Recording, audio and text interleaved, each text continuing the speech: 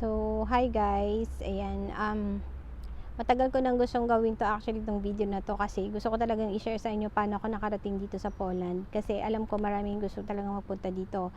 Pero yung i-share ko sa inyo, disclaimer lang, yun yung pinagdaanan ko kung paano ako nakarating dito. So, pwedeng hindi mag-apply yun sa iba, pwedeng mas madali sa kanila, pwedeng mas mura sa kanila, pero yung sa akin, i-share ko lang sa inyo kung ano yung experience ko.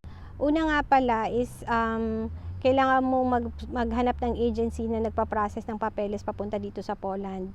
And syempre, pag nakahanap ka na, kailangan may resume ka, na meron ka mga COE na pwedeng i-present sa kanila na connected dun sa trabaho na gusto mong applyan.